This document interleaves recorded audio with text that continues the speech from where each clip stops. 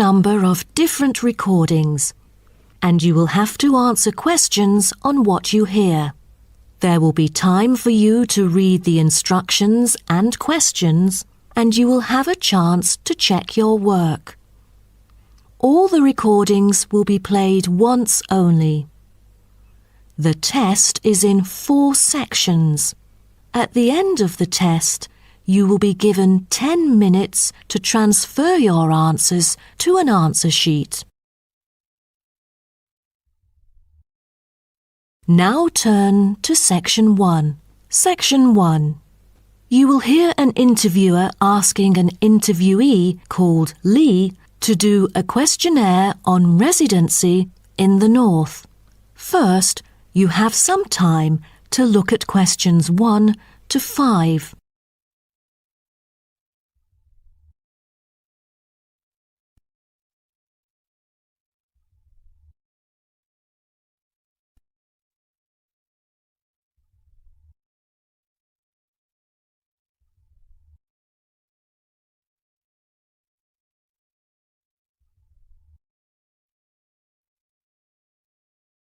You will see that there is an example which has been done for you. On this occasion only, the conversation relating to this will be played first. Excuse me? Yes. I was wondering if you could spare a few minutes to do a questionnaire on your residency here in the North. It won't take long. No, that's fine. Lovely. First of all, may I get some information about yourself? Okay. May I know your name and age? My name's Lee, and I'm 19 years old now.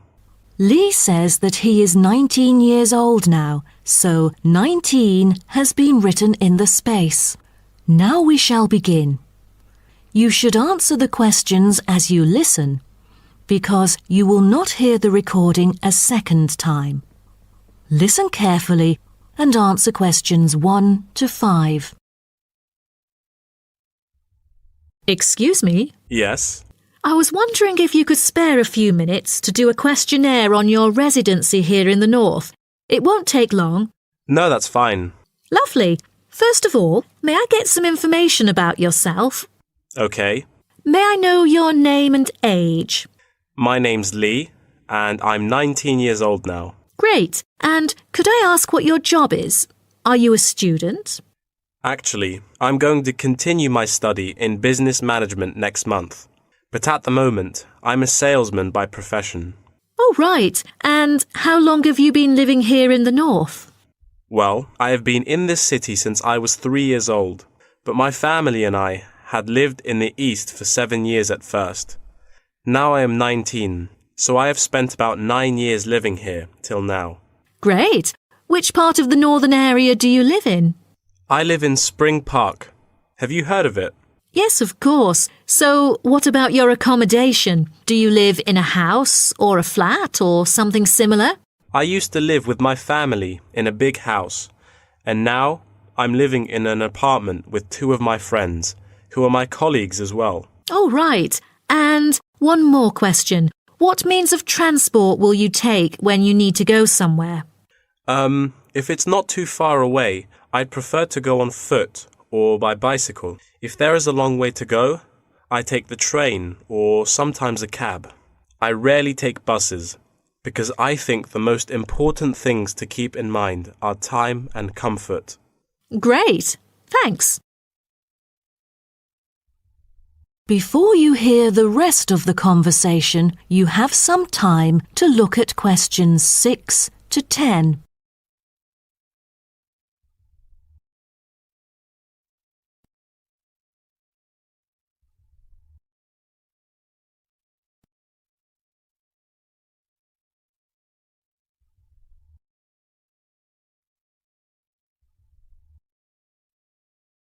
Now listen and answer questions 6 to 10. Now, let's go to the second part of my questionnaire. I'd like you to tell me, how often do you dine out? Is it once a week or several times a year? I'm afraid neither of those options agree with me. I don't often go out for dinner, maybe once a month, Every week just seems too often for me. OK, then where do you usually go for recreation? I often go to places that other people go to. I sometimes go clubbing after work. You know, there are some fantastic clubs nearby. And if you do not have to work during the day, will you go for a show or something? You know, there is a newly built theatre that opened last month in Spring Park, but I rarely go there because it's too expensive. I prefer to go to the cinema to see some of the latest movies. Do you like doing sports? And what is your main form of exercise? I like swimming and I go to the gym occasionally, but I spend most of my spare time sailing. All right. Last question. Have you taken any part-time courses? Yes, because I'm really keen on cartoons. I'm doing a Japanese course during the weekends, but I'm still a beginner. Wow, what a special language. Most people I know would like to learn Spanish or Latin. You must be brilliant. Well, thank you very much for your time. No problem. Bye. That is the end of section 1. You now have half a minute to check your answers.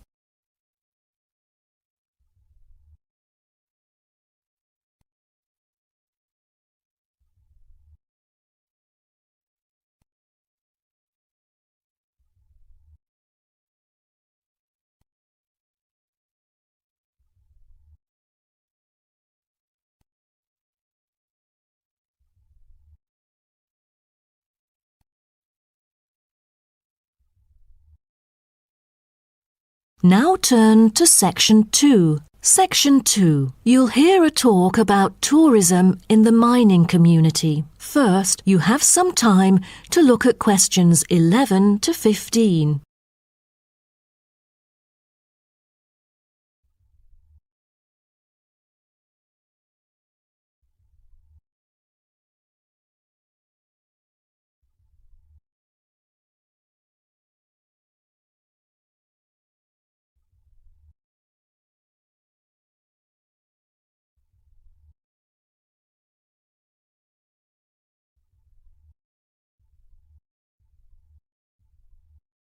Now listen carefully and answer questions 11 to 15. Hello, I'm delighted to welcome you to our mining community and very pleased that you're interested in the ores and pits of this area. I think you'll be pleasantly surprised with your special experience here. Now, let me start by giving you some warnings on safety rules and regulations. Rule number 1, always wear safety equipment. There is a litany of safety equipment that mining workers use for their protection, from helmets to safety glasses and gloves. It is essential that all workers wear the necessary safety equipment at all times. There have been countless stories of workers being saved by helmets, which are the hard hats that you can see on the shelf beside you. So, visitors wearing helmets is mandatory in the mining area, although you are free to take them off when you're in the mining museum and picnic area. You won't need to pay any deposit, though you should return them to the counter once you finish the visit. The helmets are offered in all sizes, so choose a suitable one. All right, our mining community is currently being refurbished for some of the main area, so please make a note of that, and you'll know what to look out for. So, when you go in or out of the mine, please pay attention to the road, for it has just been repaired because of the rough surface and can be really slippery since it's still wet. The history and process of tin mining are complicated and involve a lot of special words, but here you will see how it was and still is done. After a short 5 to 10 minute walk, visitors can track round a numbered route with clear explanations. Most of the tour is in the open air, so nice weather helps. All areas are clearly posted with signs, but if you have problems travelling around or climbing up and down, you can turn to the staff here, and we are happy to help. If you're interested, Blue Hills Tin Stream is a working water-powered tin streaming mill that gives visitors a very clear idea of how difficult it is to get tin out of rock. I hope you'll enjoy the informative indoor presentation and this self-guided tour, but you have to bear one thing in mind, that smoking is forbidden throughout the whole community. Though you can take phones and of course use them, you'll also be surprised that there will be more than just one place to go in the mine. The underground tunnel is now being refurbished and only relevant workers can access it. But it will soon be all finished, and I believe it's a lovely place for you to explore around. Don't forget to wear protective clothing. It's mandatory. Before you hear the rest of the talk, you have some time to look at questions 16 to 20.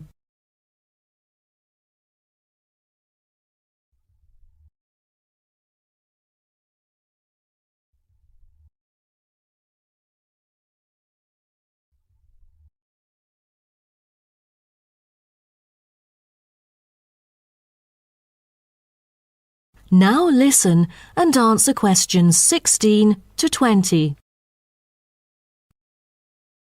Now, let's start by seeing where you can go. As you can see on our map in the brochure I've given you, we are here at the reception block. We have a famous mill which is used for making and processing materials such as steel and coal. To visit it, just go straight ahead, north, along the path in front of you, and you'll find it at the end of the path. Now, towards the east, go along the path from our starting point. Turn left to the corner and then turn right. There is a car park at the east end of the lane. To the west, there is a museum. Past the shop, around the crossroads, and it is just located at the west end of the road. And by the way, the shop is specialized in selling a variety of ore-related souvenirs, including key rings, postcards, tin-made Lewis chessmen, and even Roman soldiers which are made from beautiful pyrite. If you are interested in the laboratory where scientific experiments, analyses and research are carried out, it is situated at the southern part of the park, opposite the shop. I bet you'll be happy to hear that this laboratory is also used for gold and crystal refinement, so don't miss this one for the sake of it. I assume by this time you'll all need some rest and refreshment.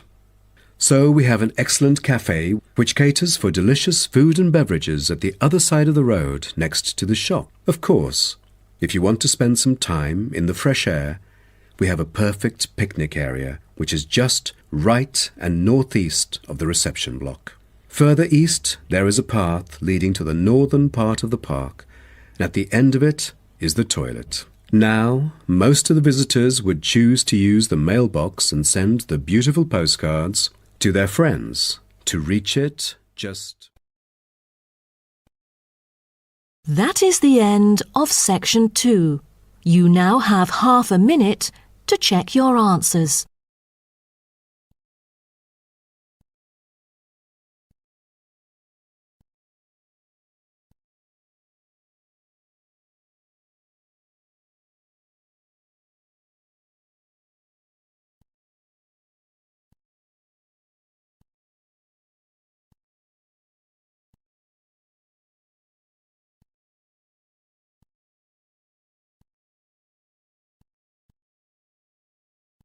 Now turn to section 3. Section 3. You will hear two students called Karen and Dave discussing the assignment for their biology class.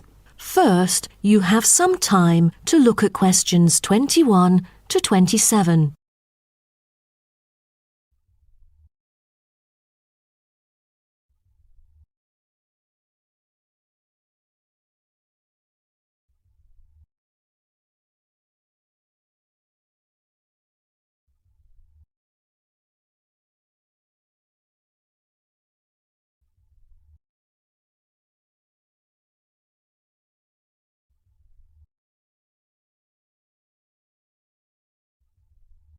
Now, listen carefully and answer questions 21 to 27. Hi, Dave. As you know, I've asked you to come here today to discuss the assignment for our biology class. We must decide what we should do about this very important research work. The whale survey. Yeah, I was also hoping to share some ideas with you. So let's start. OK, I've dug into some journal articles to see what sort of questions we should consider. Most of them include watching time and strongly urge it to be the top concern. What do you say? Yeah, the watching time should be carefully chosen. since I've heard a lot of unnecessary failures concerning picking the wrong time when it all went stormy and murky, and then nothing was seen during the whole field trip. I mean, they could have avoided that easily. Right. Then we should also pay close attention to the sea's surface because no one wants to encounter the failures you just mentioned. I think we'd better hope for the best, that it will be calm, with no choppy status. What about the weather conditions? That definitely should be taken into account, as it correlates with all the former factors. Most important of all, as a sighting is made, position and environmental parameters are recorded on standardized sighting pro formats, including time, visibility, position of the ship, using a global positioning system, wind speed, and wind direction. Shouldn't there be a set limit for the visibility level, say 50 meters? Cetaceans are really sensitive to sound. They are able to know that something's coming after them, so they would hide in order to avoid possible danger. So let's make it 100 meters, shall we? Yeah, that might be better. Oh, in that case, we'd also need to pay attention to the appearance of the fishing boats, for all the noise that they would make. That's right. Although observations were regularly made, we know very little about whale vocalization and how they use sound in their behavioral and social interactions. So to understand marine mammals' social interactions, we'll need to use passive acoustic recordings to track and assess the individual behaviors of whales, as well as to identify their appearance. Okay, then what about scales? Oh, for each sighting, the number of animals should be counted. The group size, I mean. Also, we need to identify the species, possible age, and sex of the individuals. Before you hear the rest of the talk, you have some time to look at questions 28 to 30.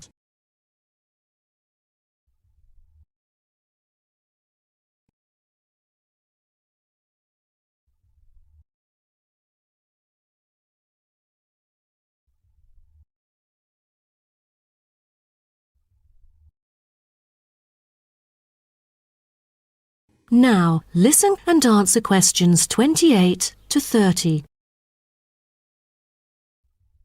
Speaking of identifying species, we need to find out the unique physical features of each whale. Let's start with the sperm whale. The sperm whale is the largest toothed whale, yet it's only a quarter of that of the blue whale. Its unique body is unlikely to be confused with any other species, and that distinctive shape comes from its very large, block-shaped head, which can be 1/4 to 1/3 of its length. The sperm whale's flukes are triangular and very thick. It has a series of little bumps on the back of its fluke instead of having a dorsal fin. The largest bump is called the hump by whalers and can be mistaken for a dorsal fin because of its shape and size. Then there is the northern right whale. Right whales have round bodies with arching rostrums, V-shaped blowholes, and dark grey or black skin. The most distinguishing feature of a right whale is the rough patches of skin on its head, which appear white due to parasitism by whale lice. It has no back fins at all. The blue whale's body can be various shades of bluish-grey dorsally and somewhat lighter underneath. It has a long, tapering body that appears stretched in comparison to the stockier build of other whales. The head is flat, U-shaped, and has a prominent ridge running from the blowhole to the top of its upper lip. Lastly are the mink whales. They are the second smallest baleen whale. The mink whale is black, grey or purple in colour. Common mink whales are distinguished from other whales by a white band they have on each flipper. Their long back and tiny dorsal fin, 2/3 of the way down their back, is quite distinctive. That is the end of section 3. You now have half a minute to check your answers.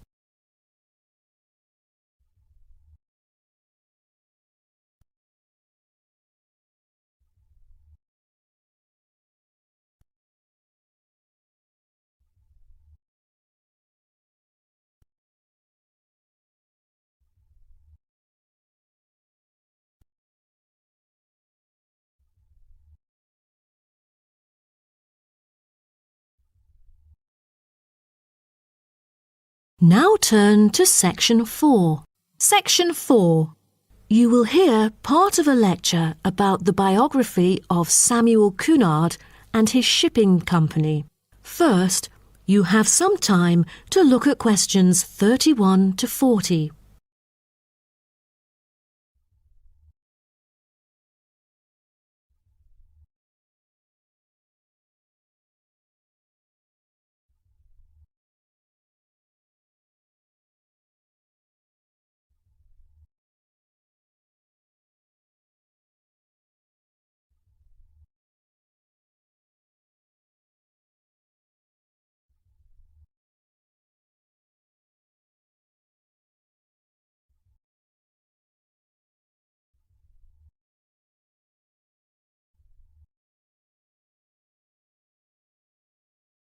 Now, listen carefully and answer questions 31 to 40. Good morning, class. In the last few lectures, I've talked about the history of technology in the business area. But today, I want to use Samuel Cunard as our case study, who was a shipping magnate that founded the Cunard Line. Now, Cunard was born in Canada. When he first left home, he was still a teenager. Then he came into a US company as a worker and learned how to sail there. During the War of 1812, Cunard volunteered for service in the 2nd Battalion of the Halifax Regiment Militia and rose to the rank of captain.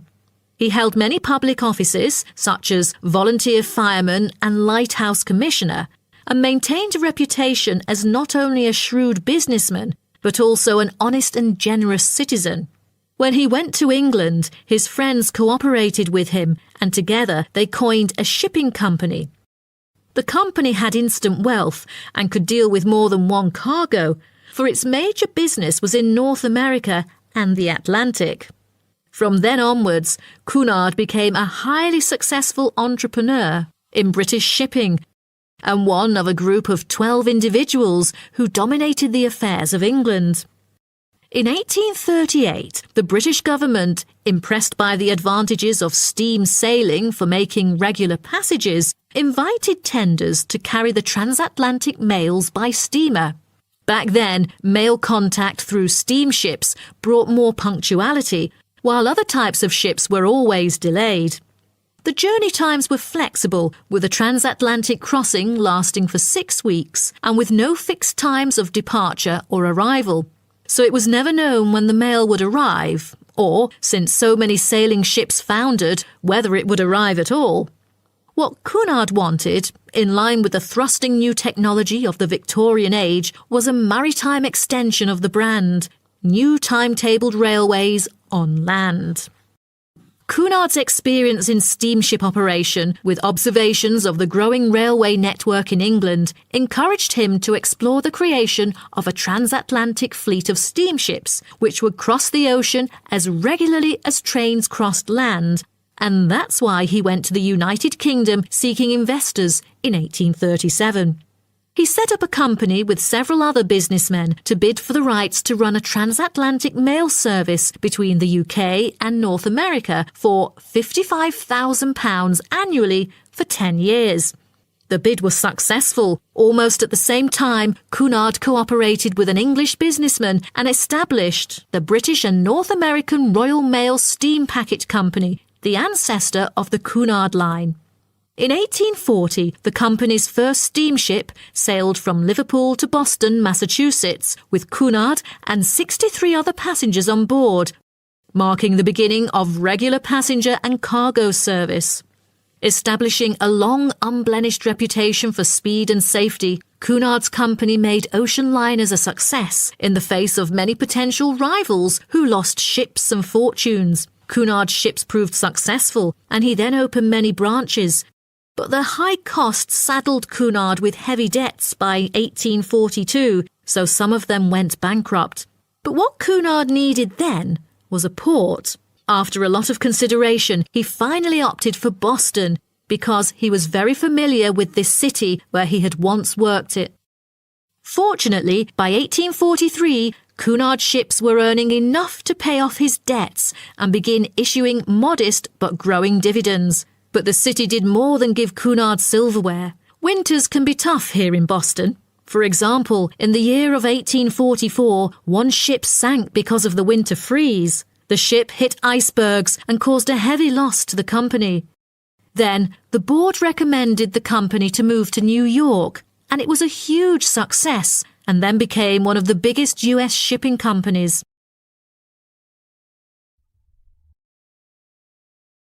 Cunard himself made safety his priority, and to this day, Cunard has never been responsible for the loss of a single passenger or a single mail bag on the Atlantic run. Cunard's conservative nature enabled his company to see off rivals and to take a measured and steady approach when it came to the introduction of new technology like radio communication. In the early years of his career, Cunard took a prominent part in community activities and various charitable organisations, as well as mercantile affairs which extended throughout the Atlantic provinces. Back then, there were hardly any entertainment facilities on board. In order to make sure that the passengers could have a comfortable journey, newspapers were printed on board. Cunard was gratefully remembered for employing his capital in shipbuilding activities in the hard times of the 1830s because this enterprise had circulated money where there would otherwise be poverty and stagnation. His competitiveness and his obsession not to waste time were important characteristics of his personality. Prior to 1912, the shipping line had focused on speed and soon was renowned for its velocity and safety. Although early in life Cunard was imperious, he learned diplomacy and became a skillful and persuasive negotiator. His contemporaries admired him for the contribution to transatlantic communication by the line popularly called by his name. After that, for affluent transatlantic passengers, Cunard brought new levels of luxury to ocean travel: lavish suites, a swimming pool, gymnasium, ballroom, electricity, and more, just like that of luxurious hotels. Okay, so does anyone have any? That is the end of section 4. You now have half a minute to check your answers.